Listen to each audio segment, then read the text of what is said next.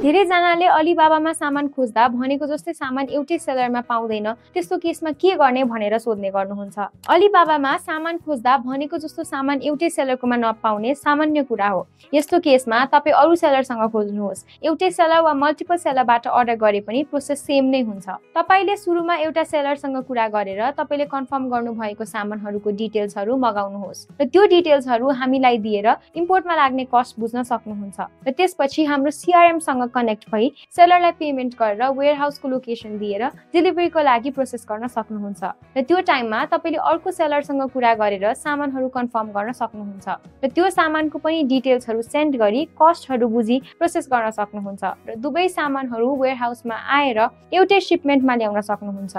यदि एउटा सेलरले ढिलो गर्यो भने वेयरहाउसमा आएको सामानहरूलाई ल्याउँदै गर्न सक्नुहुन्छ र 2-3 वटा सेलरबाट धेरै क्वान्टिटीको सामानहरू छ र भोल्युम पनि धेरै हुन आउँछ भने तपाईले बाइ रोडको लागि प्रोसेस गर्न सक्नुहुन्छ र कस्टको कुरामा बाइ रोडमा बाइ एयरको तुलनामा 40 देखि 50% नै कम हुने गर्छ। सो यदि एउटा सेलरसँग सबै सामान छैन भने त्यो सेलरसँग भएको सामानको प्रोसेस गरी अरू सामान खोज्न सक्नुहुन्छ। इम्पोर्टको प्रोसेसमा कुनै पनि टेन्सन नलिनुस्। तपाईले सामान खोज्नमा ध्यान दिनुस् र बाँकी प्रोसेस हामी हेरिदिन्छौँ, जसकारण तपाईको सामान सुरक्षित तपाईले पाउनुहुनेछ। र यदि इम्पोर्टमा नयाँ हुनुहुन्छ भने तपाईले युट्युबमा गई रोदी इम्पोर्ट मास्टरीको भिडियोज हेर्न सक्नुहुन्छ वा हामीलाई कल, मेसेज वा काठमाडौँको पुरानो बानेश्वरमा रहेको हाम्रो अफिस पनि भिजिट गर्न सक्नुहुन्छ। Thank you for watching.